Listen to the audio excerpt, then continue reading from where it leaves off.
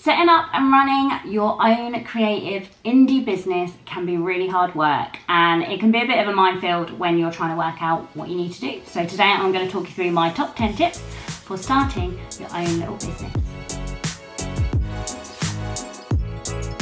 Okay, so this video has been requested on my Patreon, and if you want to check out my Patreon, you can head over there. I will leave a link in the description below.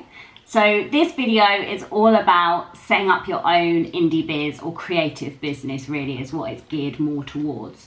It can be really difficult, really tricky. So I am going to walk you through kind of what I would recommend. And I would love to go through every single detail, but this video would be about 3 days long. So that is why I'm sticking to my top tips basically. So let's get started. Okay. Practice a lot. Whatever it is you're doing, whether you're looking to become an illustrator or it's some kind of craft that you want to do, you have got to practice, because you will only get better at it through practice. I mean, you might already be amazing at it. I'm not saying that, you're not, but it's really hard when you're comparing yourself to other creative businesses who are doing really well, and sometimes you kind of fall down a bit of a dark hole, and the only way to really kind of improve yourself is to practice all the time. So my business is mainly based off illustrations that I make and then turn into products, and I am practicing all the time. I'm drawing all the time just to get better and better and better. Do your research, which is probably what you're doing if you are watching this video. I can't stress how important it is to research everything. There are so many videos and tutorials on YouTube, and you can find a lot of stuff on Google as well. It doesn't matter what subject it is, there will be something out there on the internet. And I spent hours and hours and hours, and I still do now, researching, whether it's products, whether it's to do with websites. Everything needs to be researched fully. You might invest a load of money in a product and then later on find out down the line no one buys them anymore, So you need to look into everything, because you don't want to get stuck with a load of stock or a load of packaging that's rubbish. There are some great YouTube channels out there. There is Starla Moore, who specialises in Etsy videos specifically, and also Renee Christine, who is really good with her videos. So I would definitely check them out. Also Gary V. He might not be to everybody's taste, but he gives some amazing advice for being an entrepreneur, basically. Social media is so important. If you are not on social media for your business, personally, I just can't see how you are going to keep up with the times. Everything changes so much, and social media is a massive important part of running a business. One of the things that is happening, especially on Instagram, is the algorithm that everyone goes on about. You've probably heard about it, seen about it. You might have even experienced issues with this algorithm yourself. Basically, you can't get stuck in this works for me, this is what I'm going to do, because things change. Instagram changes, Facebook changes, Twitter changes, everything changes all the time. So you need to be adaptive. Is that the right word? Adaptable? Adaptable? We'll go with that. You have got to adapt, basically. Instagram has moved from post-based engagement and interaction to stories. In my opinion, that is what's happening with this algorithm issue. It's not that, oh, no one's liking my posts, blah, blah, blah. It's just that people watch a lot of stories. So make use of Instagram stories. Make use of hashtags. All of the hashtags. If you are posting, you get 30 hashtags, but be careful that you don't use any that have been banned, because you will potentially get shadow banned. Some people say it's a myth, some people say it's true. I have been shadow banned. Just be careful with the hashtags you use. Again, do your research. You need to look at which ones are good, which ones are getting engagement, and they should kind of be, fairly relevant. It is really important to engage with your followers as much as you can. People also want to know about you. They don't just want to see product photography, spam, spam, sale, sale. That is not what Instagram is kind of all about. And some people do that and it's fine and it works for them, but a lot of the time they really want to get to know the people behind the business. Talking to the camera is a really important part, so I would definitely get used to that. Social media giveaways and competitions can be great, but they can be a bit of a curse. So yes, you might get a load of followers. A lot of the time you are attracting the wrong attention. So my recommendation with regards to social media giveaways is to do a giveaway because you want to give back to your followers, to your tribe. You want to say thank you, or you've achieved a particular milestone, like, yeah, I've got this many followers, so now you can have this. Don't do it for the follows because it is not beneficial to you. Photography is a massive, massive part of your business. You can use iPhones. You don't have to have some snazzy camera. The main thing is lighting. Natural daylight is the best thing for photography. You can buy lights. I have these softbox things, but they're huge, so they're perfect for the winter, but it's just never as good as having natural light. And there are photo apps such as, I use Visco, it's spelled VSCO, I'll try and link it below, for editing photos. Don't over edit your photos to make them look really good because they won't. They just won't look good.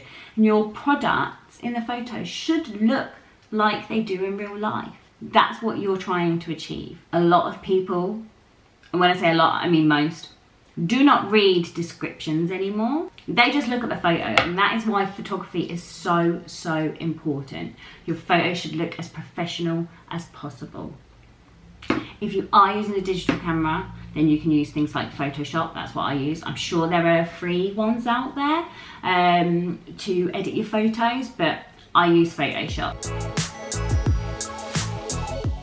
Branding is super, super important, especially when picking out a name for your business.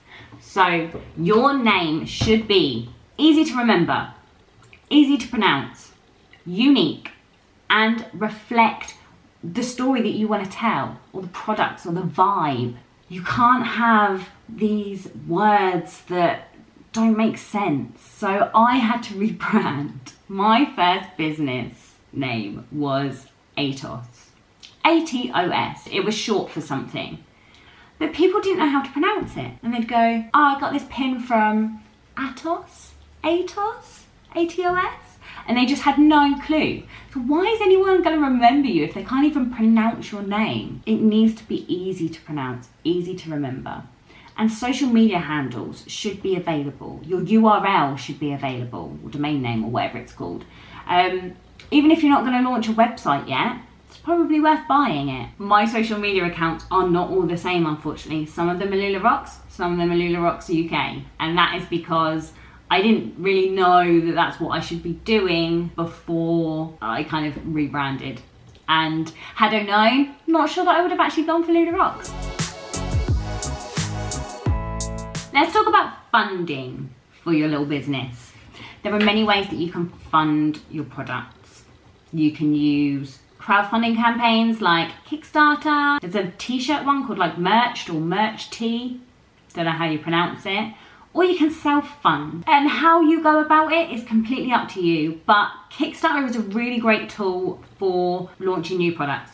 Not only does it allow you to basically take pre-orders for a product, if you don't get your funding, you don't get any of it. And although that seems like a real disappointment, it is a good thing, trust me, because it means that there are not enough people interested in that product.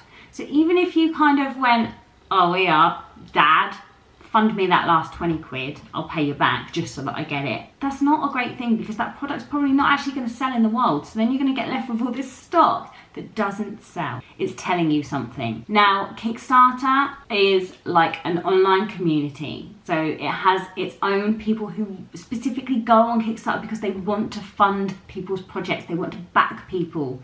So it's really great. And it doesn't matter if you don't have a lot of social media followers. Now, if you are self-funding, then that's cool.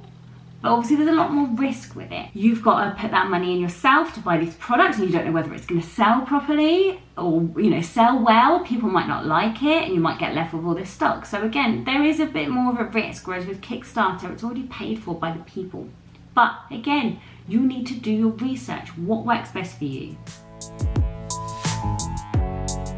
Okay, let's talk about your selling platform. My recommendation for selling your stock, selling your products, especially if it's handmade, is Etsy. Now with Etsy, they will only accept handmade, vintage, or I think supplies. Now with regards to enamel pins, I don't hand make my enamel pins. I send them off to a factory, but I design them all myself. That counts as handmade. If you are not designing them and you are buying crappy cheap ones from AliExpress and trying to sell them, you cannot sell them on Etsy, and by doing so, you are basically lying. Buying pins from AliExpress probably means you're doing something illegal, because a lot of them are counterfeit pins anyway. If you are buying your own pins, you should be designing them. Okay, let's just get that out there. That is a massive bugbear of mine. Etsy is, again, its own online marketplace. You will get customers and traffic from Etsy who go on Etsy specifically to buy products. If you have your own website, you mainly have to do a lot of the marketing yourself.